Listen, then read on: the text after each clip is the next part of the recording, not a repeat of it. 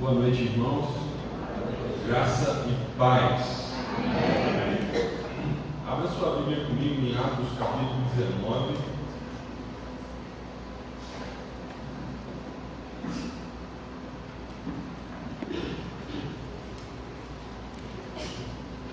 Atos capítulo 19, nós vamos ler os versículos 1 a 20.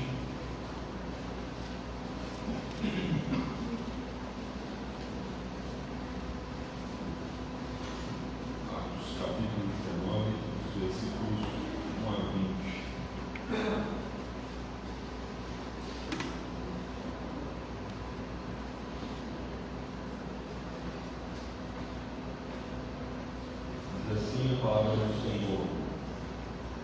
E aconteceu que, enquanto Apolo estava em Corinto, Paulo, depois de atravessar as regiões mais altas, chegou a Éfeso.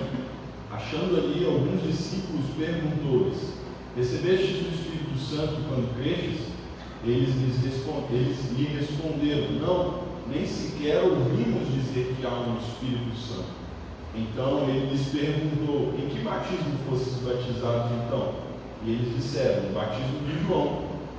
Mas Paulo respondeu: João realizou o batismo do arrependimento, dizendo ao povo que cresce naquele que viria depois dele, isto é, em Jesus. Ao ouvirem isso, foram batizados em nome do Senhor. Quando Paulo lhes impôs as mãos, o Espírito Santo veio sobre eles, e eles começaram a falar em línguas e a profetizar. Eram uns 12 homens ao todo. Assim, Paulo entrou na sinagoga e durante 3 meses falava-lhes abertamente, argumentando e convencendo os judeus acerca do reino de Deus. Mas, como alguns deles se endureceram e se mostraram descrentes, falando mal do caminho diante de toda a comunidade, Paulo afastou-se deles e separou os discípulos, instruindo-os diariamente na escola de Tirano. Isso aconteceu durante 2 anos. De maneira que todos os que habitavam na Ásia, tanto judeus como gregos, ouviram a palavra do Senhor. E por intermédio de Paulo, Deus fazia milagres extraordinários, de tal forma que lenços e panos que haviam tocado nele eram levados aos doentes.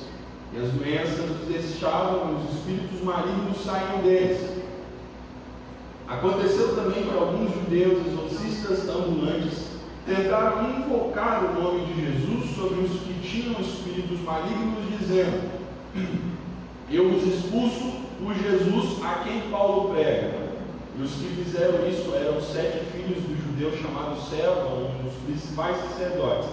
Todavia o espírito maligno respondeu: conheço Jesus e sei quem é Paulo, mas vós, quem sois?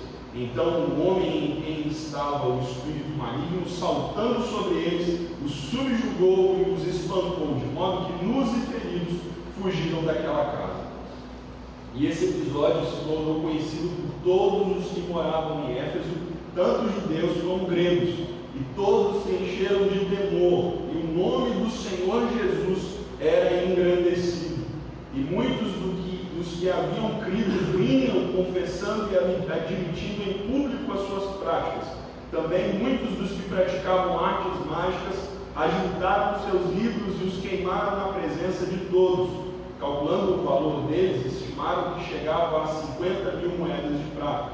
Assim, a palavra do Senhor crescia e prevalecia com poder. Vamos orar mais uma vez, meus irmãos? Senhor, nós estamos diante da Tua palavra e queremos que ela testemunhe o verdadeiro Evangelho diante de nós, para que sejamos discípulos verdadeiros, que tenhamos um coração sincero e arrependido diante do Senhor. Nos ajude a compreender a Tua palavra hoje, em nome de Jesus. Amém e amém. Irmãos, nós vivemos um tempo das fake news. Eu tenho certeza que todos vocês sabem, mesmo os mais velhos que não têm tanto contato com a tecnologia, e principalmente os mais novos, que lidam com isso todos os dias. E por causa das fake news, surgiram vários e vários sites especializados, não só sites, mas também programas de televisão, de YouTube, etc., para desmentir essas fake news. Vocês sabem muitos deles. E surgem fake news a respeito do governo, a respeito de aparecimentos de extraterrestres, de várias coisas, de tudo quanto há nesse mundo há fake news. Então esses sites eles se encarregam de desmentir essas mentiras contadas por aí que a gente recebe no nosso celular, não é verdade? Bom, não deixa de ser uma verdade que há muitas igrejas nos nossos dias fake news. Há muitas falsas igrejas, há muitos falsos discípulos, há inúmeros falsos milagres, há inúmeros falsos evangelhos. E esta é a nossa preocupação. E talvez alguns de vocês visitantes estão aqui pela primeira vez e talvez você se sentiu relutante ao vir à nossa igreja exatamente por ter uma compreensão errada de determinadas igrejas, de pensar, vai ser mais do mesmo, e alguém insistiu com você e você está aqui hoje, talvez até para agradar a pessoa que lhe chamou, que lhe convidou. Nós temos um problema nos nossos dias, é fato. A nossa igreja admite isso diante de vocês, talvez visitantes que aqui estão e não conhecem o nome do Senhor, não conhecem a realidade do Evangelho de outras igrejas. Nós reconhecemos que existem falsas igrejas, falsos mestres, falsos discípulos de Jesus, falsos evangelhos sendo pregados. Nós confirmamos isso. Mas como nós podemos ter certeza daquilo que é verdadeiro, daquilo que é o verdadeiro evangelho? Qual é a verdadeira igreja cristã? O texto de hoje vai nos responder isso. Em resumo, o que nós vamos ver, a grande ideia do nosso texto, é a palavra do Senhor cresce e prevalece com poder quando o testemunho do Evangelho é verdadeiro. Vou repetir, a palavra do Senhor cresce e prevalece com poder quando o testemunho do Evangelho é verdadeiro. Em suma, é isso que nós vamos ver hoje no nosso texto. Através de 3 marcas, de 3 testemunhos dados no nosso texto que comprovam a veracidade de uma igreja fiel ao Evangelho de Cristo Jesus, uma igreja deixada por Cristo Jesus. Isso diz respeito a todos nós. Talvez você que esteja procurando um caminho, talvez vocês que estão aqui em nossa igreja há muito tempo, já são membros antigos, mas porventura perderam o norte e nem mesmo sabem como deveriam se portar. E eu sei que esse nosso texto hoje tem situações bem difíceis aqui, não é verdade? Batismo do Espírito Santo, os milagres aqui, Paulo, o apóstolo Paulo realizando milagres por meio de lenços, e a gente vai tentar responder isso da forma mais sincera e fiel possível ao texto. Então, em primeiro lugar, meus irmãos, eu gostaria de ver o primeiro testemunho. O primeiro testemunho são dos verdadeiros discípulos. Vai aqui dos versículos 1 a 7 do nosso texto. Nós vemos então o apóstolo Paulo, como nós já estamos vendo na exposição do livro de Atos, chegando à cidade de Éfeso, em sua terceira viagem missionária. E ele chega naquela cidade, no versículo 1, após um grande pregador se ausentar, o Apolo, que nós vimos na semana passada, na vez passada, na quarta-feira, se não me engano. Nós vimos o Apolo sendo deixado naquela cidade, pregando e ensinando o Evangelho ali, mas ele se ausenta e o apóstolo Paulo chega. Ele chega então na cidade de Éfeso, e ali ele encontra 12 discípulos, como nós vemos no versículo 7. Esses discípulos que ele encontra eram ao todo 12. E o apóstolo Paulo percebe alguma coisa neles, e ele entende que aqueles discípulos não conheciam o Evangelho de uma forma, seus sapatos, suas sandálias, e ele, Jesus, batizaria com o Espírito Santo. Uma nova era surgiria, um novo momento surgiria. É esse o momento que nós vivemos, e é essa a transição pela qual nós estamos passando. Então, quando o apóstolo Paulo encontra esses discípulos de João, ele percebe que faltava alguma coisa à mensagem deles, à compreensão deles, e ele então faz uma pergunta que deixaria o tradicional pastor Rafael de cabelo em pé, no versículo 2 aqui. Ele pergunta então: vocês receberam o Espírito Santo quando vocês creram? Então eles respondem: não, na verdade a gente nunca ouviu falar que havia Espírito Santo. Perceba a transição, isso vai ser importante para o nosso texto. Então o apóstolo Paulo explica para eles, no versículo 4, depois deles terem falado que eles foram batizados no batismo de João, e então confirmados no batismo de Jesus, aquele que nós passamos pelas águas, e após explicar o que é a mensagem de João Batista, no versículo 6, o apóstolo Paulo, com a sua autoridade apostólica,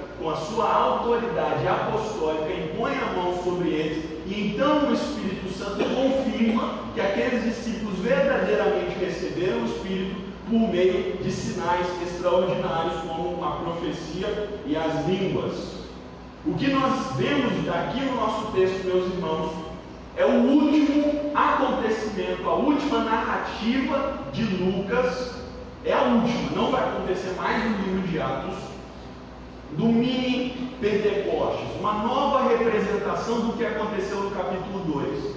O que Lucas está fazendo aqui, atenção, é fechando o ciclo que se inicia no capítulo 2, com a descida do Espírito Santo no dia de Pentecostes em Jerusalém, que é confirmado aos samaritanos no capítulo 8, e então atinge os gentios no capítulo 10, mas gentios tementes a Deus, acostumados com a tradição do Antigo Testamento.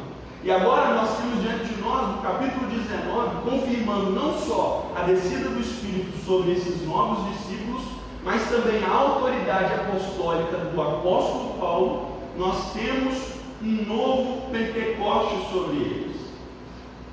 Um novo Pentecoste. Mas nós compreendemos, meus irmãos, que isso é uma evidência dessa transição de eras do Antigo para o Novo Testamento. Para que todos os apóstolos que eram judeus, nacionalistas, resistiam à convivência com os gentios e samaritanos, percebessem o que eles mesmos concluíram no concílio, tanto em Atos capítulo 11, versículos 17 e 18, quanto em Atos capítulo 15, versículo 7 e versículo 9. Veja o que eles chegam, qual é a conclusão que eles chegam. Abre a sua Bíblia em Atos capítulo 15, volte aí algumas páginas, só para vocês perceberem isso. Havia uma grande disputa nesses dois concílios. Será que verdadeiramente os gentios receberam a mesma comunhão que nós, os judeus? Será que o Espírito de fato veio sobre eles? E nesses dois concílios, no capítulo 11 de Atos, no capítulo 15, eles chegam à conclusão aqui do versículo 11. Pelo contrário, cremos que somos salvos pela graça do Senhor Jesus, do mesmo modo que eles. No versículo 8 eles falam que Deus, que conhece os corações, testemunhou a favor deles, dando-lhes o Espírito Santo, assim como a nós. Veja, era a confirmação de que aqueles discípulos haviam recebido o Espírito Santo. E era necessária evidências.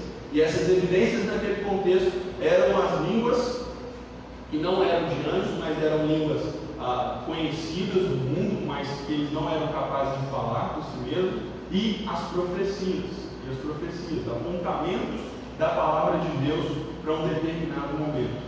Mas se nós olharmos a Bíblia se conectando, nós vemos no próprio livro de Efésios, do apóstolo Paulo, escrevendo anos mais tarde aos Éfesos, aqueles habitantes dessa mesma cidade, no capítulo 1 de Efésios, abra comigo.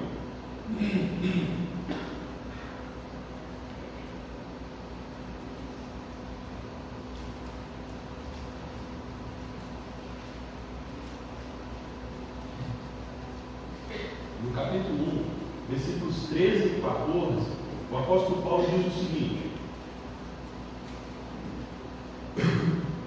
em quem também vós estáis, depois que ouvistes a palavra da verdade, o evangelho da vossa salvação, e tendo nele também crido. Veja, uma vez que vocês creram, vocês foram selados com o Espírito Santo da promessa, o qual é o penhor da nossa herança, para a redenção da possessão adquirida para o louvor da sua glória.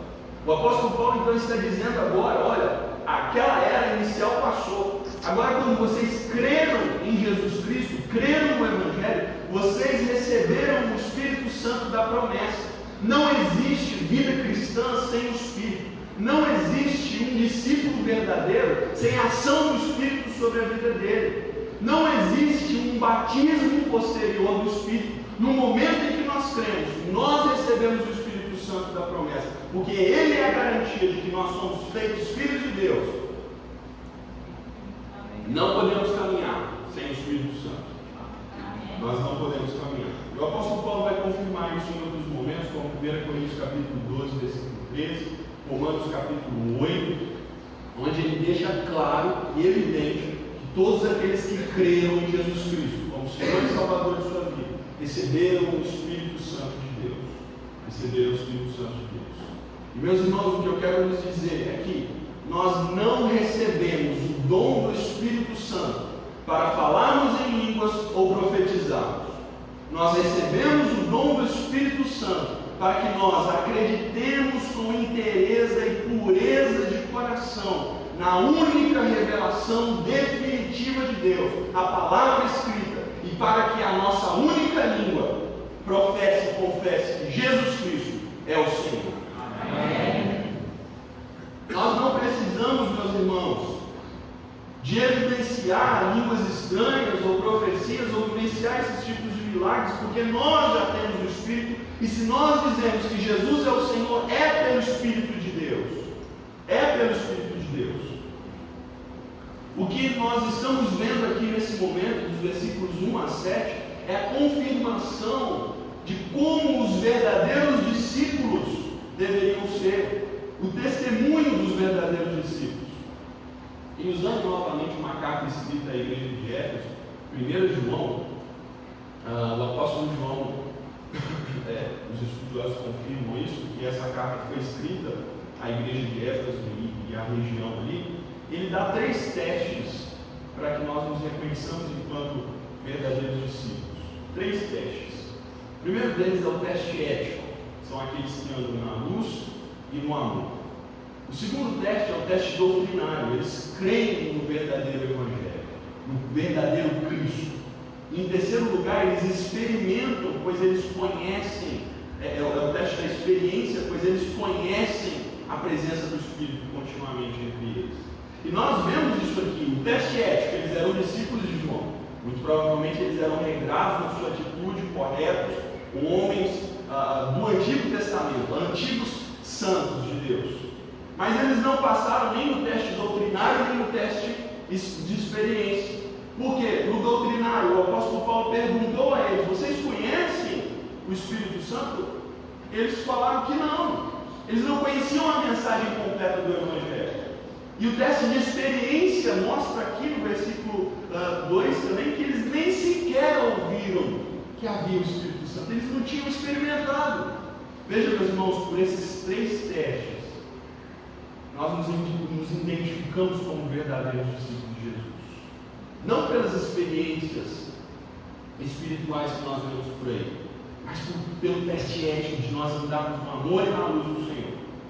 O teste doutrinário, nós conhecemos o verdadeiro Evangelho, nós cremos no Evangelho de Cristo Jesus, que morreu pelos nossos pecados, ressuscitou, e nós, os que cremos e nos arrependemos, recebemos o Espírito Santo de Deus e vivemos na dependência do Espírito em luz, em amor. E também a ideia da experiência com Deus, a experiência de que nós sabemos que o Espírito está conosco. Esse é o testemunho dos verdadeiros discípulos de Jesus. São aqueles que andam com Deus. São aqueles que andam com Deus. Faço uma pergunta a vocês essa noite: vocês são verdadeiros discípulos de Jesus? Será que, na verdade, vocês não estão sendo enganados por essas experiências místicas, religiosas, falsas, e estão deixando de experimentar a verdadeira luz e iluminação do Senhor?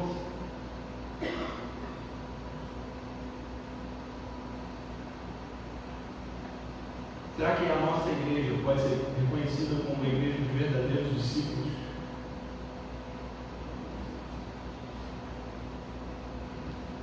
Nós precisamos, meus irmãos, ser verdadeiros discípulos. Nós o seremos quando nós conhecermos o verdadeiro Evangelho e vivermos na dependência do Espírito Santo de Deus. Não desejosos por falar em línguas ou profetizar, mas desejosos por evidenciar, através do fruto do Espírito, a magnitude da glória de Deus em nós. O segundo teste, meus irmãos, é o teste da pregação genuína. Da pregação genuína. Os versículos 8 a 17. Mais um problema aqui para nós também nesse texto. Nós vemos que o apóstolo Paulo, logo após esse episódio, ele confirma o recebimento do Espírito por aqueles discípulos de João. Ele então passa a anunciar o Evangelho nas sinagogas, como de costume, no versículo 8, mas depois de 3 meses, no versículo 9, alguns se endureceram à mensagem pregada pelo apóstolo Paulo. Esses eram descrentes e eles falaram mal do caminho. Veja como Lucas descreve o Evangelho, a mensagem cristã, é o caminho. Só há um caminho para Deus, só há um caminho para o Pai, só há um caminho que é verdade, é exclusivo. Por isso que nós somos alvos de crítica, porque nós somos exclusivistas. Nós cremos no Evangelho do Senhor Jesus Cristo como uma única opção para a humanidade, se ela quiser ser salva. Nós cremos nesse caminho.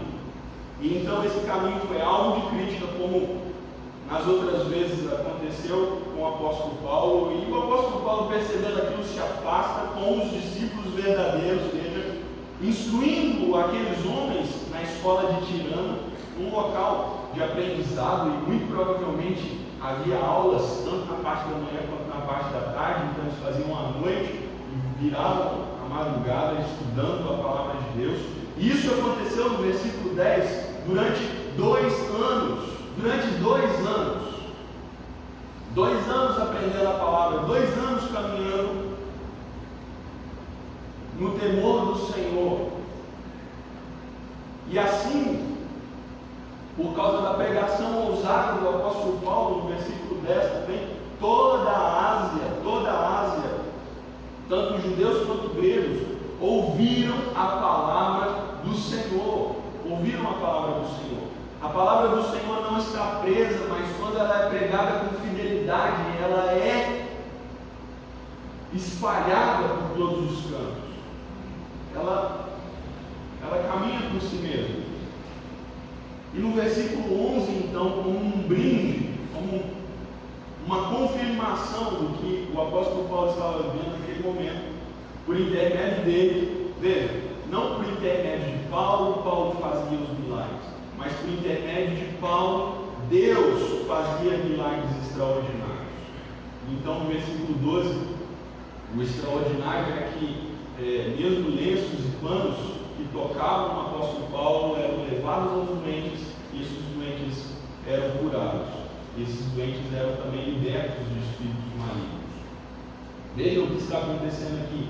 Deus está premiando a pregação da palavra de Deus com sinais e milagres. Ele não está focado nos sinais e milagres. E esse é o grande problema dos nossos dias. Muitas e muitas igrejas querem, por meio dos sinais e milagres, serem conhecidas. E nós conhecemos e sabemos que a verdade está sendo pregada não por causa de sinais e milagres, mas por causa da evidência da Escritura Sagrada. Porque quando a palavra de Deus é pregada, quando ela é anunciada, nós sabemos que é a verdade. Não há necessidade de sermos confirmados mais com milagres e sinais. E o que é interessante é que acontece algo inusitado nos versículos 13 a 17. Alguns jovens judeus, exorcistas ambulantes, veja isso, exorcistas ambulantes, eles saíam em todo o campo expulsando demônios. Eles, percebendo que o nome de Jesus era poderoso, no versículo 13, eles tentam invocar o nome de Jesus sobre os que tinham espíritos malignos, E eles então tentavam expulsar por Jesus Cristo, a quem Paulo pregava. Mas num determinado momento, no versículo 15, nós vemos que isso não deu certo. Ao tentar expulsar um espírito maligno desta forma, invocando o nome de Jesus, o que aconteceu foi que esse espírito maligno confrontou esses homens, talvez tentando até envergonhar o nome de Jesus Cristo. Olha, esse nome de Jesus nem tem tanto poder assim. Vocês nem têm autoridade, então vão me aproveitar disso. E ele, se aproveitando dessa situação, pega aqueles homens, bate neles, e eles, nus e feridos, fogem daquela casa. Mas no versículo 17, meus irmãos, o que nos surpreende não é que o nome de Jesus então ficou um tanto quanto envergonhado, ou as pessoas começaram a desconfiar. Mas no versículo 17 nós vemos que toda aquela região, em todo aquele lugar, o nome de Jesus era engrandecido. Da pregação genuína, do testemunho da pregação genuína, nesse ponto que nós estamos vendo, eu quero destacar 3 verdades. Porque há muitos lugares, e se você sair daqui e desejar ir em outra igreja nesse exato momento, você vai encontrar lugares onde se enfatiza os milagres, se enfatiza os sinais, se prioriza esses acontecimentos extraordinários.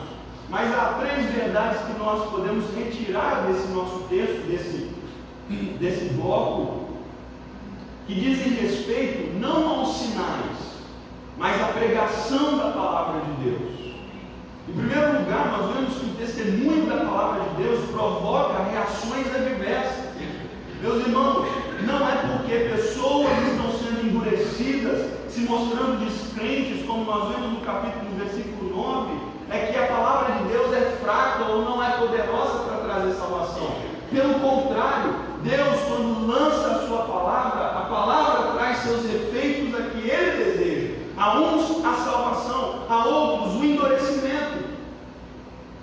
Cuidado, meus irmãos, porque alguns de vocês talvez estejam sendo endurecidos pela pregação da palavra de Deus. Talvez há em algum de vocês um endurecimento por causa da pregação, a resistência cada vez maior à pregação do Evangelho, a apatia, o sono, a falta de desejo de ouvir a palavra de Deus. Isso traz um consolo aos pregadores. A palavra de Deus, ela não está presa, mas ela é o poder de Deus para a salvação de todo aquele que crê. Meus irmãos, é por isso que nós investimos tempo em nossa igreja para pregarmos a palavra de Deus e não exercitarmos malabarismos, fazermos promoções de nós mesmos ou de milagres falsos que estão acontecendo nos nossos dias. Porque nós sabemos que a palavra de Deus é suficiente tanto para salvar quanto para endurecer. Segundo lugar, o que nós aprendemos no testemunho da pregação genuína é que a palavra de Deus, ela era, veja o tempo verbal, ela era comprovada por meio de sinais. Eu escrevi algo aqui para tentar ser o mais claro possível, tá bom? Então eu vou ler. Os sinais confirmaram a singularidade, a exclusividade da nova revelação. O Evangelho estava sendo anunciado há pouco tempo. Ele precisava ser reconhecido como verdadeiro por meio dos sinais. Os sinais confirmam a singularidade da nova revelação, o mistério do Evangelho. Efésios capítulo 3, versículos 6 a 8. Nunca os milagres foram separados da palavra. A palavra escrita de Deus e o Espírito Santo não estão separados. Há pessoas que colocam o Espírito acima da palavra, dizendo, o pastor até postou um vídeo falando sobre isso esses dias, né? Como é que é? A letra mata e o Espírito vivifica, né? Isso não diz respeito a você não estudar e não agir com equilíbrio entre o Espírito e a palavra. Na verdade, esse texto de Coríntios diz respeito ao Antigo Testamento, que condenava os pecadores. Mas agora vem o Espírito que, por meio da palavra, produz vida. Meus irmãos, não podemos dissociar, separar o Espírito Santo de Deus da comunicação da palavra escrita. Eles estão juntos, atuando, e o que o Espírito está fazendo no mundo está de acordo com a palavra de Deus. Se há algum lugar nessa cidade, se há algum lugar neste mundo, onde milagres estão sendo feitos, acontecimentos extraordinários estão acontecendo, mas a palavra de Deus não está sendo comunicada com clareza e fidelidade, esses milagres não são de Deus. Esses milagres são promovidos e produzidos por Satanás. O diabo está atrás desses sinais. O diabo está carregando pessoas ao precipício da perdição eterna por meio desses falsos sinais, desses falsos milagres. E nos entristece vermos pessoas em igrejas sérias como a nossa, que pregam a palavra de Deus, indo após falsos profetas ou profetas de outras igrejas, buscando milagres para a sua satisfação pessoal, para a sua cura física, ou para solucionar problemas do seu relacionamento. Nós temos pregado a palavra de Deus, nós temos anunciado a verdade das Escrituras Sagradas, nós temos mostrado Cristo glorificado por meio da pregação. Meus irmãos, seja maldito o dia que você for até aqueles lugares para buscar falsas profecias, falsos acontecimentos e abandonar a pregação da palavra de Deus. Os sinais, meus irmãos, os milagres, são como holofotes que apontavam para o ator no palco. Eles apontavam para a beleza de Cristo, do Evangelho, da salvação das almas. Era para isso, a iluminação daquele que estava no centro, do Todo-Poderoso, atuando para salvar as almas. Todos esses homens que receberam milagres naquele tempo, eles morreram. Eles voltaram a ficar doentes. O apóstolo Paulo, escrevendo a Timóteo, diz: olha, Timóteo, toma um pouco de vinho por causa das constantes enfermidades do teu estômago. Por que ele não podia fazer uma oração via carta, né? Ou seria via WhatsApp? Seja curado em nome de Jesus, ou seja curado em nome de Jesus. Não, cara, tem remédio aí, toma aí, porque esse mundo é assim mesmo. Pelo contrário, ele fala com Timóteo, o apóstolo Paulo falando a Timóteo: Timóteo, sofre as aflições. Sofre. Meus irmãos, o verdadeiro Evangelho é aquele que se preocupa em primeiro lugar com o coração e a alma perdida sem Deus. Se Deus quiser nos fazer milagres, Ele fará pela sua santa soberania. Diante da soberania de Deus, nós nos curvamos, não apontamos o dedo a ela e determinamos o que ela deve fazer. Os sinais, principalmente naquele tempo, eram como os propulsores dos foguetes. Já viram aqueles lançamentos de foguetes da NASA? Os propulsores levam o foguete até a atmosfera.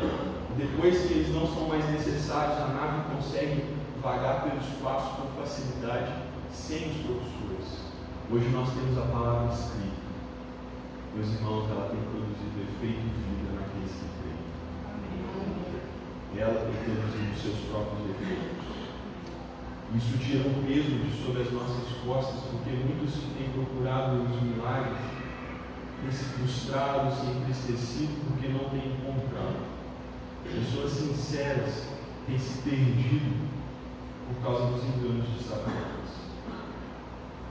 Em terceiro lugar, dentro desse nosso ponto a respeito da pregação genuína, nós vemos que o testemunho da palavra é abençoado à medida que ele está associado ao verdadeiro Evangelho. Veja que a pregação ela vai ser abençoada à medida que ela está associada, está ligada ao verdadeiro Evangelho, aos verdadeiros ministros. Veja que aqueles demônios confrontaram aqueles jovens judeus porque eles estavam invocando o nome de Jesus. E muito provavelmente o que esses demônios tentaram realizar era envergonhar o nome de Jesus. Mas o tiro saiu pela culatra, né? Porque o nome de Jesus foi engrandecido. Porque as pessoas perceberam que o evangelho que o apóstolo Paulo estava pregando era verdadeiro. E meus irmãos, Satanás tem feito isso ao longo das eras. Quero lembrar vocês do texto de Êxodo, capítulo 7, não precisa abrir, onde Moisés ele chega para anunciar a libertação do povo do Egito. E naquele momento onde ele chega e confronta Faraó, ele realiza um sinal, um milagre. E os feiticeiros de Faraó, eles imitam o milagre de Moisés. Está lá. Eles imitam o milagre de Moisés. E Faraó então endurece o seu coração à palavra de Deus. Satanás ele tem tentado imitar e produzir milagres para que pessoas se percam, para que até mesmo discípulos de Jesus não cresçam na luz e no conhecimento do Senhor. Meus irmãos, o testemunho da palavra é suficiente, ele já é abençoado, nós não precisamos de mais nada, se ele está ligado à fidelidade da palavra de Deus. Muitas pessoas querem ir às igrejas e procurar os sinais, os milagres, as evidências, as línguas, as profecias, para que elas se sintam bem, confortáveis dentro da sua própria incredulidade. Na sua incredulidade, eles querem dizer que não creem na palavra de Deus, a menos que Deus se manifeste com poder e graça. Quem se concentra, meus irmãos, na luz do holofote sobre o palco, não pode ver o ator principal. Quem busca milagres e sinais, ouça isso com atenção, quem busca milagres e sinais, profecias e línguas, exorcismo e gravetos incandescentes no monte, não pode ver a glória de Deus na pregação do Evangelho de Cristo. Digo isso porque por um tempo eu mesmo fui enganado. Buscando sinais, buscando milagres, não me concentrava na palavra de Deus escrita, revelada. Meus irmãos, se Deus quiser nos fazer algum benefício espiritual, com milagres e sinais, Ele fará. Mas se não, tudo que nós temos para a nossa vida e piedade está na palavra de Deus. Amém. O que nós precisamos é da pregação genuína da palavra. Para nós terminarmos, terceiro testemunho é o arrependimento sincero.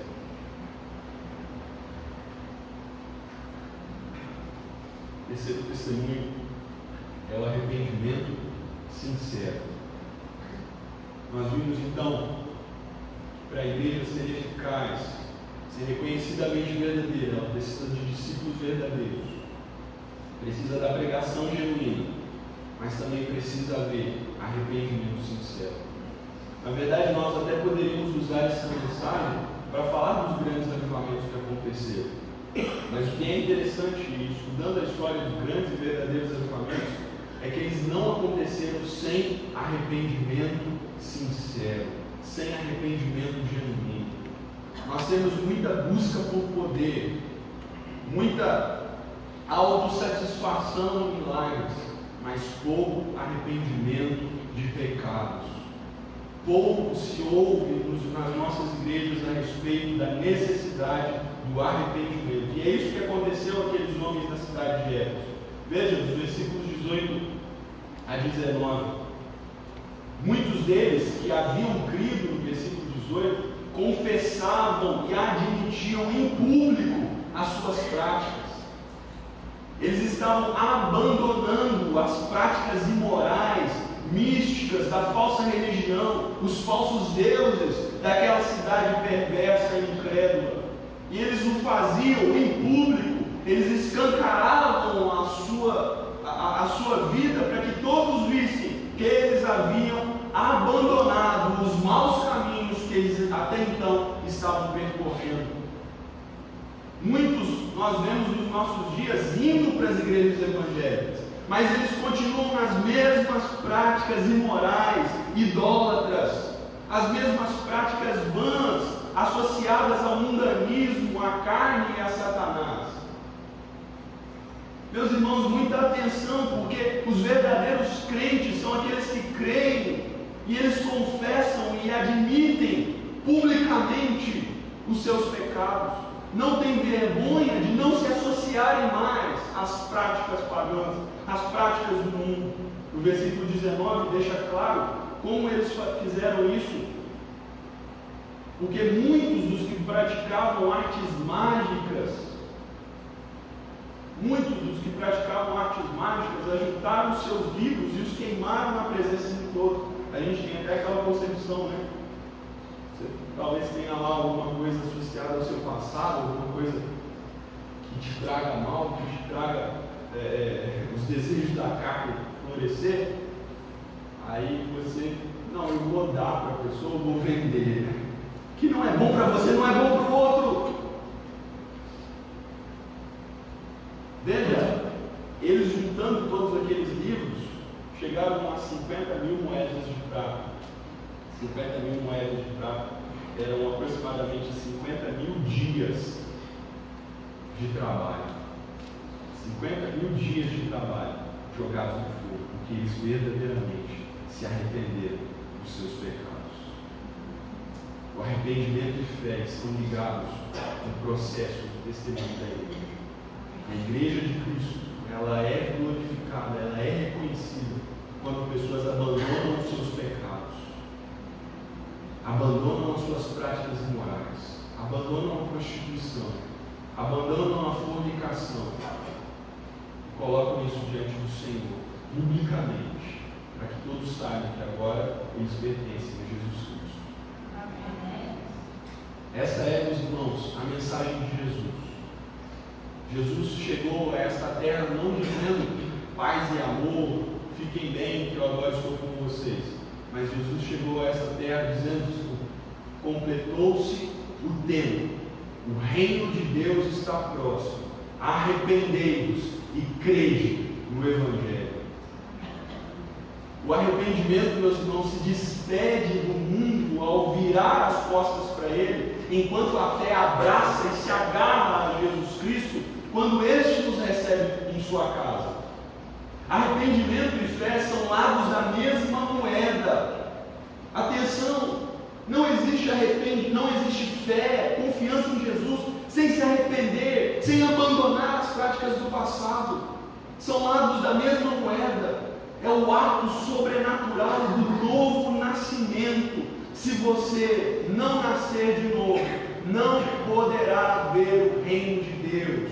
É necessário o arrependimento, é necessário a fé. Se nós não nascermos de novo, nós não veremos o reino de Deus. Se arrependa da sua rebelião contra Deus, por amar mais ao mundo que o reino de Deus. Se arrependa da rebelião por seguir seus impulsos carnais e resistir ao Espírito Santo. Se arrependa de servir a Satanás e odiar o Senhor Jesus. Confesse diante do Senhor. Confesse diante do Senhor, agora mesmo, que você é um pecador. Se arrependa da sua condição de inimigo de Deus. Se arrependa fugindo da ira de Deus para os braços do Salvador Jesus. Creia que Jesus como Senhor e Salvador de sua vida.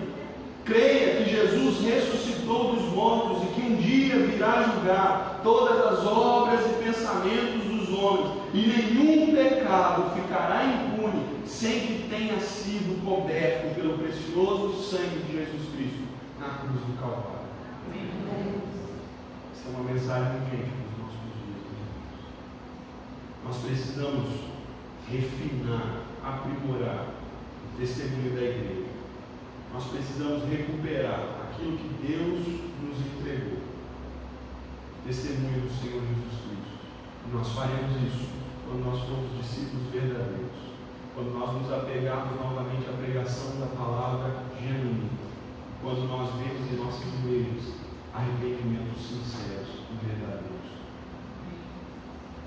Meus irmãos, talvez alguns de vocês estejam na mesma situação que esses irmãos em Éfeso estiveram quando João novamente escreveu lá em Apocalipse. Talvez você é um crente no Senhor Jesus,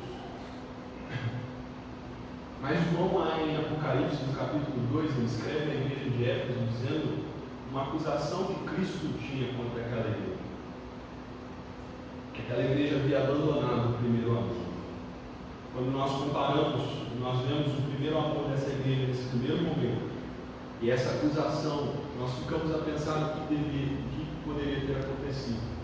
Mas com toda certeza, porque aquela igreja não vivia mais uma vida de arrependimento e fé. É por isso que, ainda no capítulo 2 de Apocalipse, João exorta aquela igreja a se arrepender, para que ela volte a brilhar, para que ela volte a testemunhar. Apocalipse capítulo 2, versículos 4 e 5. Se arrependam, porque eu não tire do meio de vós o candelabro, o brilho, a glória de Cristo.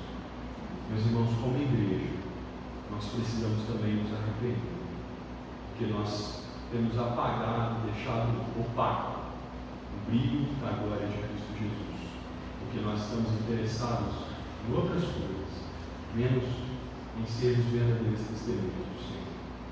Que hoje nós possamos nos arrepender, voltar a esse primeiro amor, ter Cristo inundando o nosso coração de desejo pela palavra, sermos movidos pelo Espírito Santo verdadeiramente e glorificarmos o nosso Deus Todo-Poderoso. Gostaria de orar nesse momento, para nós encerrarmos. Se você puder ficar de pé comigo.